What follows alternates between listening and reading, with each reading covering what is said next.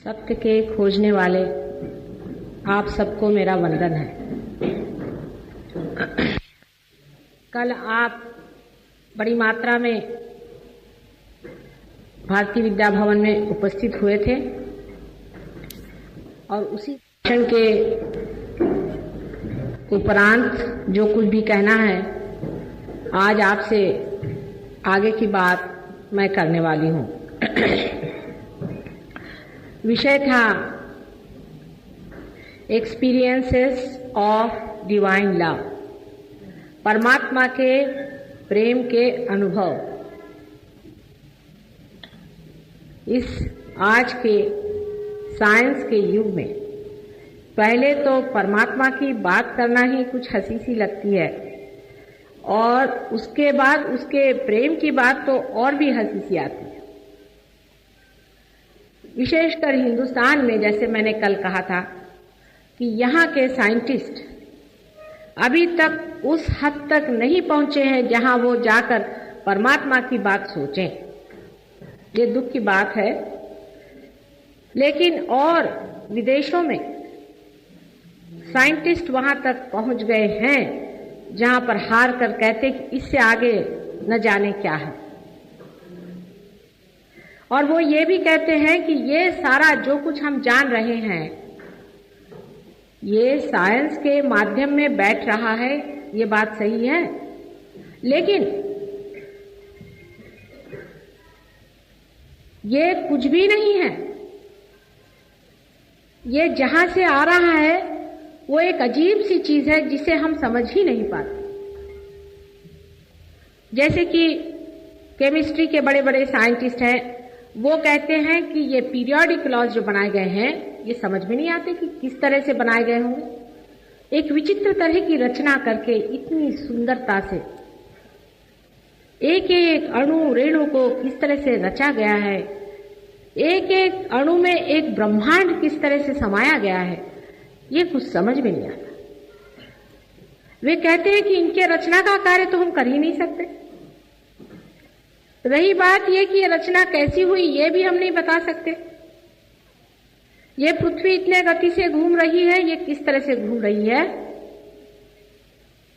और उस पर ये ग्रेविटी किस तरह से काम कर रही है, ये हम बता सकते हैं कि ये काम कर रही है, लेकिन वो किस तरह से कर रही है इस मामले में साइंस कुछ भी नहीं कह सकता।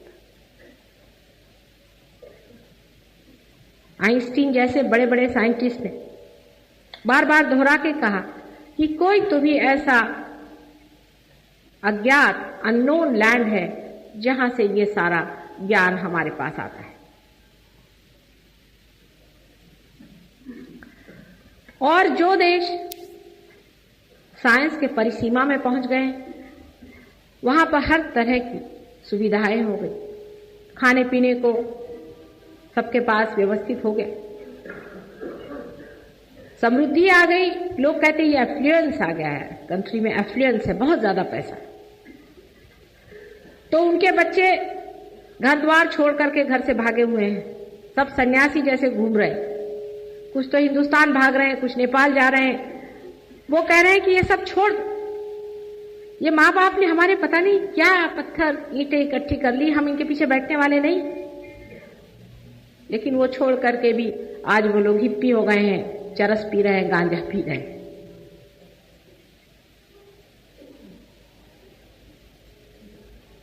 लेकिन इन सब बातों से परमात्मा की सिद्धता नहीं होती। ये तो सब तर्क वितर्क से, इंटेलिजेंस से, जिसको कहते हैं रैशनलाइज करने से कोई जगह आदमी जाके पहुंचता है और कहता है कि इससे परे कोई शक्ति जरूर है। नहीं, मैं ये बात नहीं कहने वाली आपसे। मैं आपको तो साक्षात की बात कहने वाली हूं, एक्चुअलाइजेशन ऑफ द एक्सपीरियंस, जो अनेक वर्षों से अपने योग शास्त्र आदि छोड़ दीजिए, लेकिन विदेशों के भी बड़े बड़े मनोवैज्ञानिक और फिलोसोफर्स, उन लोगों ने जो बात कही है कि इस जड़ स्थिति से उस सूक्ष्म स्थिति में कैसा उतारा जाए, मन भी तो जड़ है, विचार भी जड़ है। इस विचार के सहारे किस तरह से उस निर्विचार, इस सीमा के सहारे किस तरह उस असीम में उतारा जाए, इस फाइनाइट से किस तरह से उस इनफाइनाइट में उतारा जाए, ये जो आदि काल से मानव के सामने बहुत बड़ा प्रश्न रहा, उसका आज मैं आपके सामने उत्तर लाई हूं। वो उत्तर सिर्फ शब्दों में नहीं है, कृति में है। ये आपको भी हो सकता है, क्योंकि उसके होने का समय आ गया।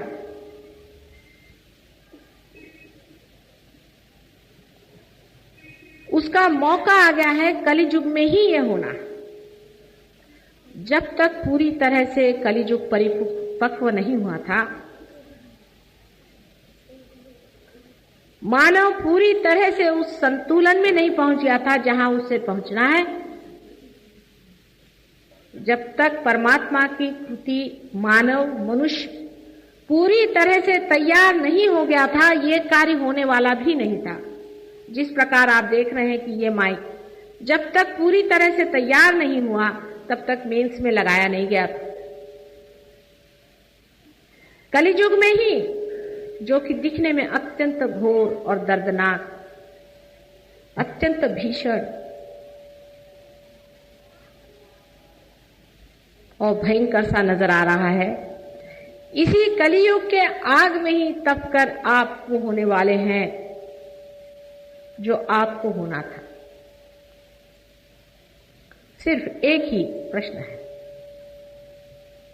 एक ही आपके सामने विनती है कि आप स्वीकार्य किसे करते हैं, आप किसका सत्कार करते हैं, आप किसे चाहते हैं। क्या आप सत्य चाहते हैं या असत्य चाहते हैं? मनुष्य बेकल है, आपसे कहीं अधिक उन देशों में जहां लोगों के पास खाने पीने के लिए बेतहाशा है। लोग पागल हो रहे हैं, आफत मच रही है। आपको पता नहीं कि कितने दुखी वे लोग हैं जिनके पास खाने पीने के लिए आपसे कहीं अधिक है। कितने सुसाइड्स वहां हो रहे हैं। आप लोगों को तो अभी यह है कि पैसा कमाना है, उनको तो वो कुछ करने का नहीं। तो अब वो आगे क्या करेंगे?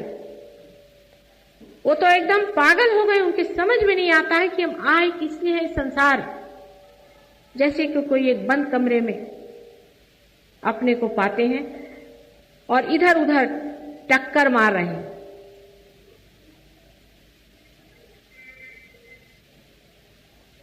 आप लोग भी प्रगति के मार्ग पे जा रहे हैं, जिसे आप प्रगति कहते हैं, और आप भी उसी रास्ते से गुजर रहे हैं जिस रास्ते से वो गुजर गए। अंतर इतना ही है कि जिन चीजों का उनको महत्व है, उसका आपको इतना नहीं।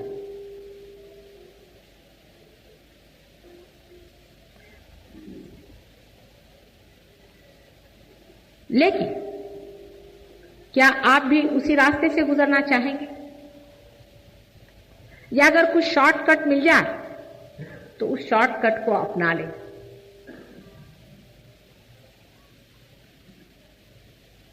आपको पता होना चाहिए कि ये भारत भूमि एक योग भूमि है। अधिकतर अवतार इसी भूमि पर पैदा हुए। एक बड़ी महान भूमि पर आप पैदा हुए हैं। यही आपका चॉइस, यही आपका चुनाव बहुत बड़ी चीज है। हालांकि खाने पीने की थोड़ी बहुत तकलीफ है, थोड़े बहुत इंसान जरा जरूरत से ज्यादा धूर्त है, तो भी इस देश के चैतन्य के प्रांगण में आप आए हैं। यही एक बड़ा भारी चुनाव आपने किया है, और आप नहीं जानते कि कितनी बड़ी आपके ऊपर परमात्मा की कृपा है। आज आपके बच्चे आपके साथ बैठे हैं, आपके माँ बाप आपके साथ खड़े हैं।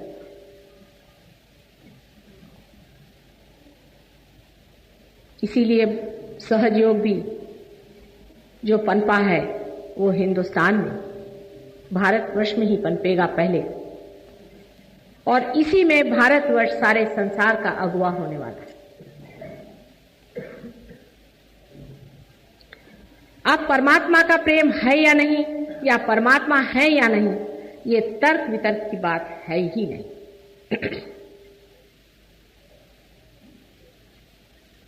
एक तो इस देश में ऐसे महान लोग हो गए हैं, जैसे आप आदि शंकराचार्य को ही ले लीजिए, जिन्होंने पहले इसे चैतन्य लहरियां आदि कितनी ही बातों पर हम लोगों को समझा रखा है। हमारे पास ऐसे अनेक ग्रंथ हैं जिसके अंदर परमात्मा के स्वरूप के बारे में भी अनेक चर्चाएं हो चुकी, लेकिन उन पे विश्वास क्यों किया जाए? आखिर उसे क्यों मान लिया जाए? क्योंकि शंकराचार्य कह गए। एक साहब बता रहे थे कल मुझे कि ज्ञानेश्वर जैसे पंडित आदमी को क्या बेवकूफी सूझी कि श्री गणेश की स्तुति करते हैं। ज्ञानेश्वर जी को आप पंडित मानते हैं, यही बड़ा आश्चर्य।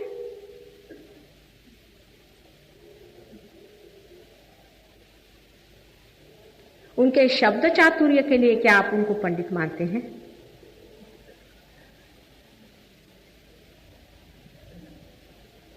इन ग्रंथों में जो चीजें लिखी गई हैं वो उन लोगों ने लिखी है जो बहुत ऊंचे स्तर पे पैदा हुए थे। उनकी चेतना बड़ी ऊंची थी, उनके चक्षु कुछ और थे।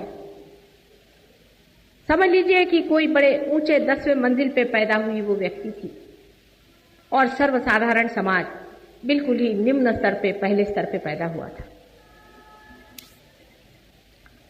दोनों के बीच में जोड़ने वाली कोई चीज ही नहीं थी सिवाय इसके कि नीचे का समाज उनको जब तक वो जीवित रहे उनको सताता रहा पूरी तरह से, और जब मर गए तो उनके मंदिर और ये और वो बना करके और उनके नाम पर पैसा कमाता रहा। ये सीधा हिसाब है, क्योंकि वो भी प्रयत्नशील रहे कि बात समझाएं, लेकिन कहीं तक पहुंच नहीं पाए। जब तक इस स्तर के लोगों को थोड़ा सा ऊंचा न उठा जाए, जब तक इनकी सीमित चेतना जो कि मनुष्य की चेतना है ऊपर न उठाई जाए, उनका भी कोई दोष नहीं, क्योंकि वो भी कैसे समझ पाएंगे कि इससे भी ऊपर स्थित कोई चीज है, कोई चेतना। अगर उनका विश्वास नहीं है उसमें भी उनको कोई दोष देने की बात नहीं। अगर उनका परमात्मा पे विश्वास नहीं उसमें भी मनुष्य को दोष देने की कोई बात नहीं, क्योंकि मानव बनाया ही ऐसा गया है। मानव की रचना ही ऐसी हो गई है कि थोड़ी समय के लिए वो परमात्मा के प्रेम से वंचित किया गया, हटाया गया। जो सर्वव्यापी प्रेम परमात्मा का है, जिसे वो जान सकता है, जिसमें वो रह सकता है, उससे वो अलग हटाया गया। मानव की सागर से बूंद अलग कर दिया गया, एक विशेष तरीके से किया गया, जिसके बारे में मैंने अनेक बार बताया है। इस तरह से कुंडलिनी मनुष्य के अंदर प्रवेश करती है और किस तरह से उसके अंदर ईगो और सुपर ईगो, अहंकार और प्रत्यहंकार सर में इकट्ठे होकर के और उसके सर में एक तरह का पिंजरा बना देती है, जिसके कारण वो इस सर्वव्यापी परमात्मा के प्रकाश से अलग होकर के अपना व्यक्तित्व बनाता है। हम अलग हैं, आप अलग हैं, आप अलग हैं। एक उसकी एक विशेष तरह की रचना मनुष्य के त्रिकोणाकार सर में होती है।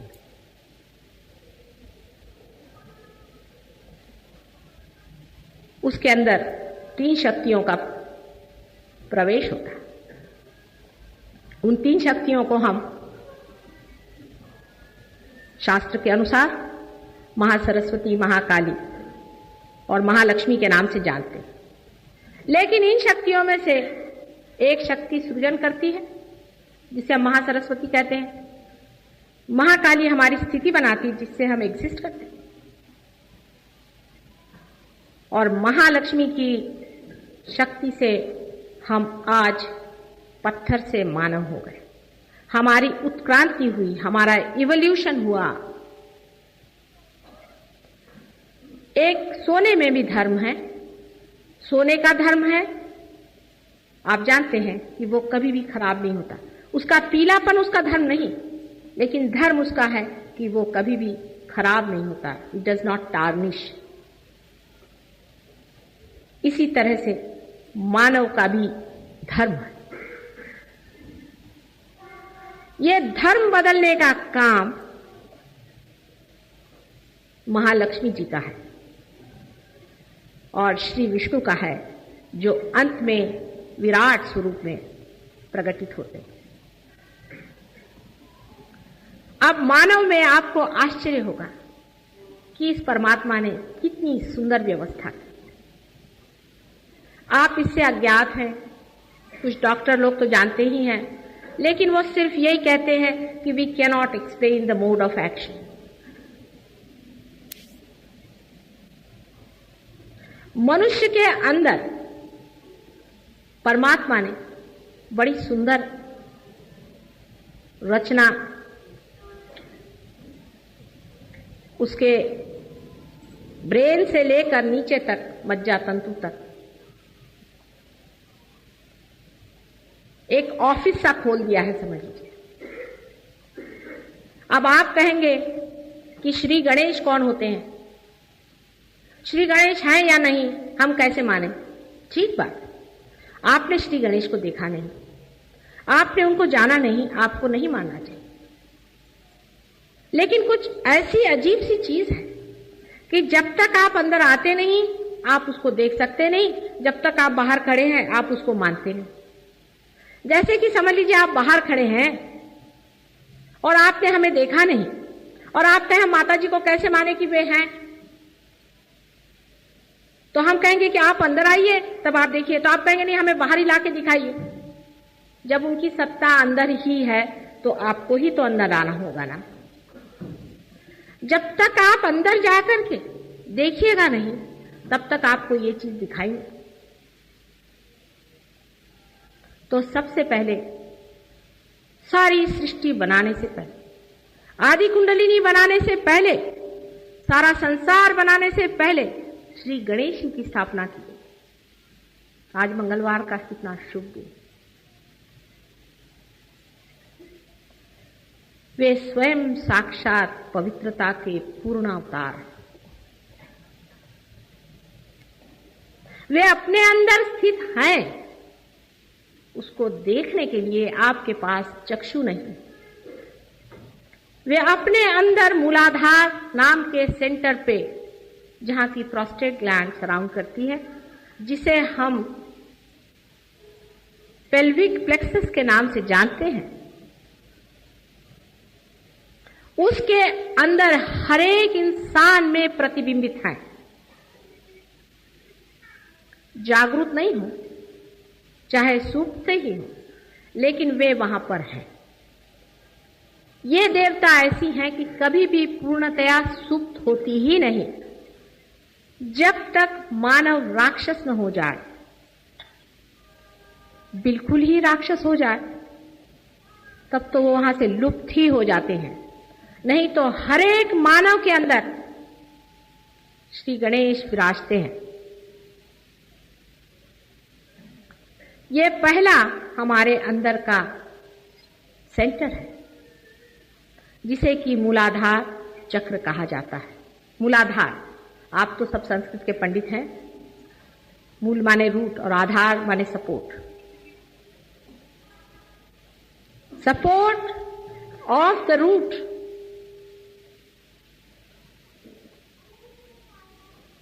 Root of this creation. उसके सपोर्ट पर बैठे हैं श्री गणेश। इनको इसलिए सबसे पहले बनाया गया क्योंकि सारा संसार पवित्रता से लिपट जाए। पवित्रता में और इनोसेंस में, भोलेपन में डूबा रहे।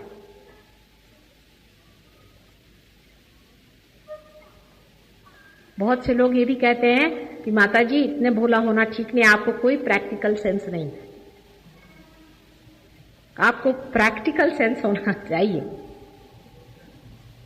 भगवान से बढ़ के कोई और अधिक प्रैक्टिकल है ही नहीं। आप में जितनी भी अकल आई है उसका स्रोत वही है। अंतर इतना ही है कि वो सुबुद्धि का, विजडम का स्रोत है, मूर्खता का नहीं। जिसको आप बहुत प्रैक्टिकल बात कहते हैं वो महामूर्खता की बात होती है। अंत में आप महामूर्ख साबित हो जाते हैं, लेकिन वो उस वक्त आप महामूर्ख साबित होते हैं जबकि आप वापस नहीं आ सकते। आप अपने को बहुत अक्लमंद समझ करके संसार में चलते हैं। एक गणेश जी की सूंड हिल जाते ही सारी आपकी 420 ऐसी उल्टी घूमती है कि सीधे आप नर्क में जाके पहुंचते हैं। भगवान से चालाकी नहीं चल सकती। एक बार, अनेक बार आप मुझसे झूठ बोले, मैं तो मां हूं, मैं माफ कर ही देती हूं। लेकिन श्री गणेश वो बहुत होशियार आदमी है तो बिल्कुल बच्चों जैसे। इटर्नल चाइल्डहुड के वो प्रतीक। इसका मतलब यह है कि जिस वक्त आप अपने उत्थान की बात सोचें, परमात्मा की बात सोचें, तब एक छोटे बच्चे जैसे हो जाए। विशेषकर सेक्स के मामले में गणेश जी का प्रतीक पेल्विक प्लेक्सस में आने का मतलब ही ये होता है कि सेक्स का और परमात्मा का कोई भी संबंध होता ही नहीं। जो लोग आपको इस तरह की गलत उल्टी सीधी बातें सिखा रहे हैं, उनके चक्कर में आने की बिल्कुल जरूरत नहीं। ये सब राक्षसों के अवतार। 16 राक्षसों ने संसार में जन्म लिया और अपने को महागुरु बन करके घूम रहे हैं। सब पैसे कमाने के धंधे हैं। इनके अपने अपने चक्कर हैं। इन चक्करों में खुद फंसेंगे, लेकिन अपना आखिरी हाथ, आखिरी दाव लगाना चाहते हैं कि कितने महामूर्ख उनके बातों में फंसने वाले। सेक्स का और परमात्मा का कहीं भी संबंध नहीं है। ये जताने के लिए श्री गणेश वहां पर बैठे हुए हैं, अपनी मां की रक्षा करने के लिए, जो अपने घर में आपके हरेक इंसान के त्रिकोणाकार अस्थि जो कि रीढ़ की हड्डी के नीचे में है, उस घर के सामने बैठे हुए हैं। वो घर आपकी मां का है, इसका नाम कुंडलिनी है, जो गौरी स्वरूपिणी है। जो इंसान गणेश जी को वंदना करता है, वो इस बात को समझता है कि मां का स्थान कितना ऊंचा है और सेक्स से बिल्कुल संबंधित नहीं है। हिंदुस्तान का आदमी इस बात को खूब समझता है, और जो आदमी इस तरह की हरकत करता है उसे श्री गणेश इस तरह से ताड़ना देते हैं कि ऐसे लोगों की जब कुंडलिनी उठती है तो सारे के सारे जल जाते हैं। कुंडलिनी तो नहीं उठती उनकी, कुंडलिनी क्या बेवकूफ है उठने के लिए? लेकिन वो गणेश की जो हीट चलती है, वो जो गर्मी चलती है, वो सारे के सारे उन्हें जला देते। आदमी मेंढक जैसे कूदने लगता है, चिल्लाने लगता है, कपड़े उतार देता है, चीखने लगता है।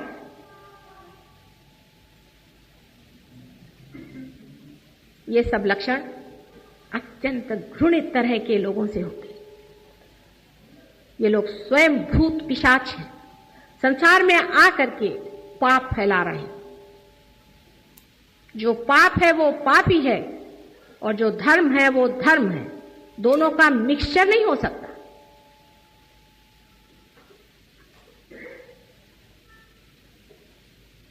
धर्म को अधर्म बनाना, पुण्य को पाप बनाना, यही कार्य ये लोग कर रहे हैं। और वो कार्य सफलीभूत इसलिए ही हो रहा है कि आप लोग भी इसमें अपनी वीकनेसेस को अच्छे से संभाल सकते हैं। भगवान के नाम पे सेक्स हो तो और क्या चाहिए, बहुत अच्छी बात है।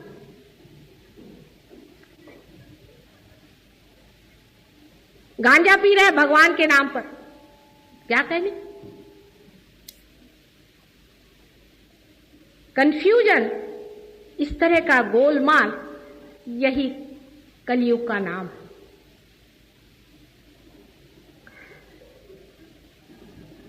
थोड़ी सी गलती जरूर हो गई थी आदि काल में।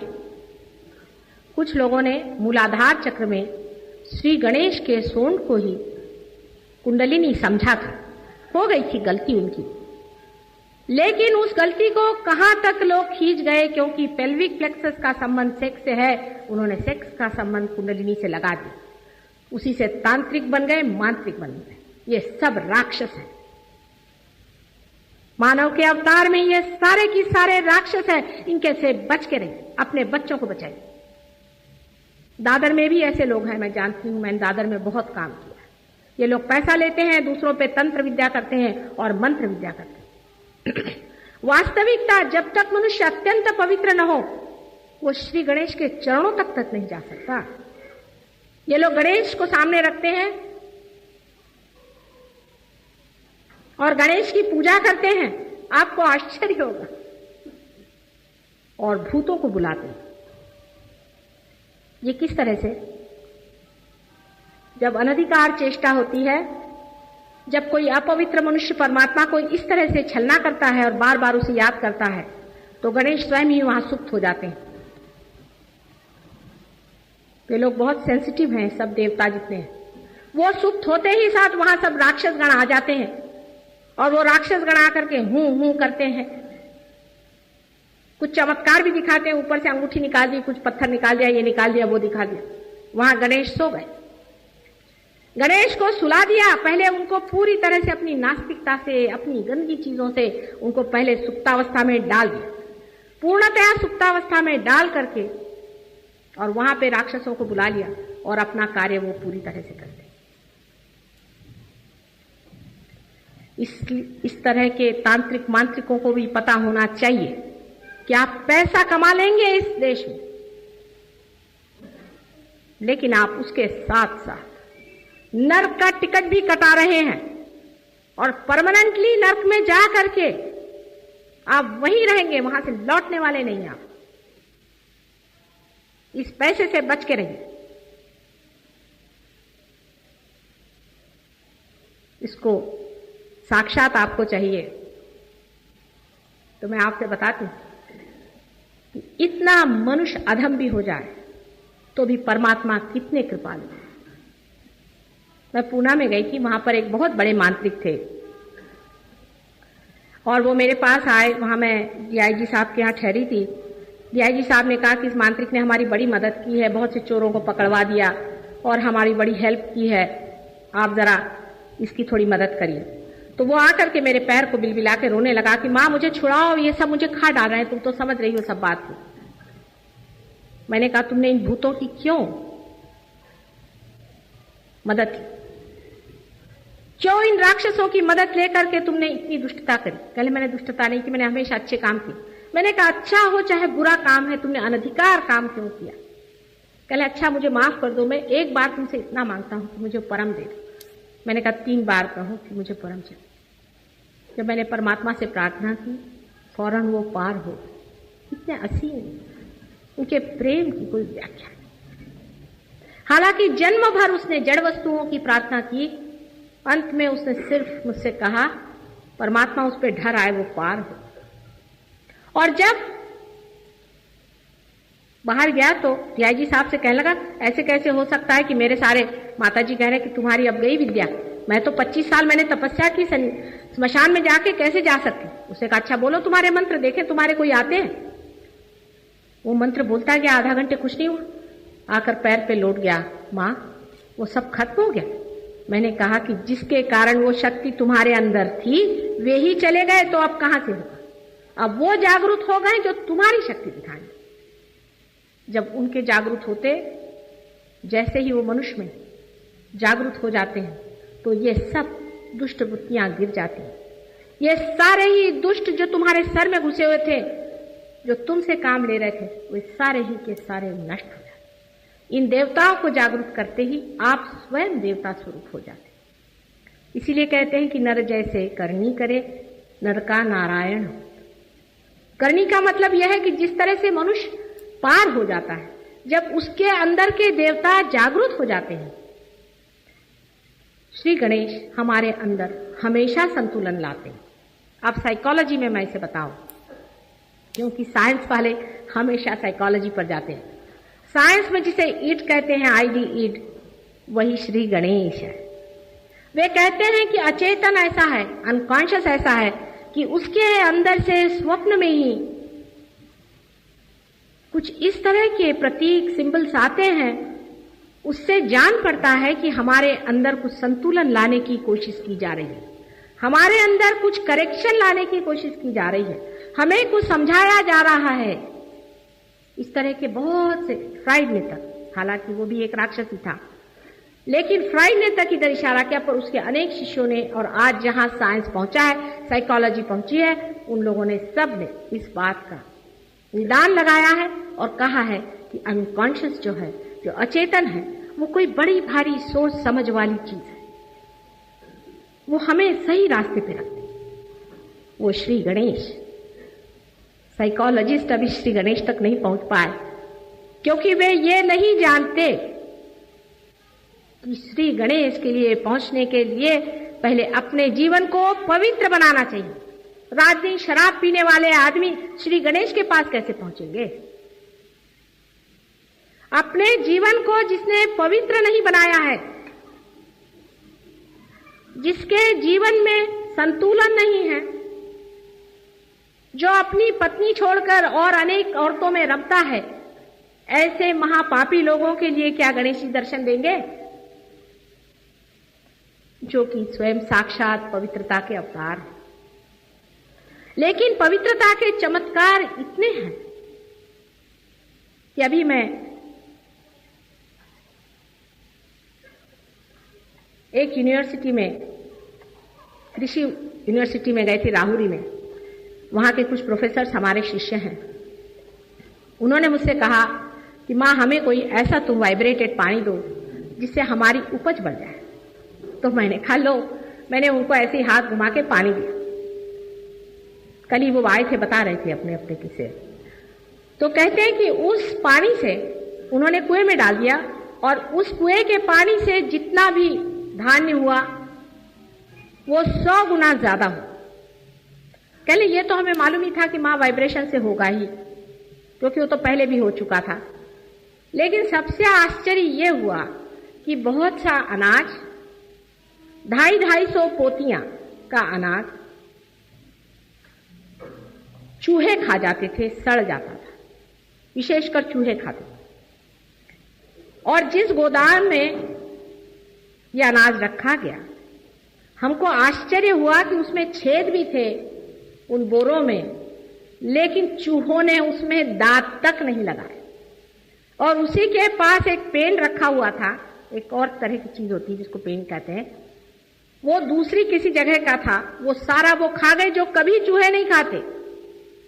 और गेहूं उन्होंने छुए नहीं, जैसे कि वैसे रखे। अब आप कहेंगे ये कैसे हो सकता है? साइंटिस्ट इसको मानने को तैयार नहीं, क्यों हो ही नहीं सकता, ऐसे कैसे हो सकता है? लेकिन साक्षात सामने है, देखिए ये बात।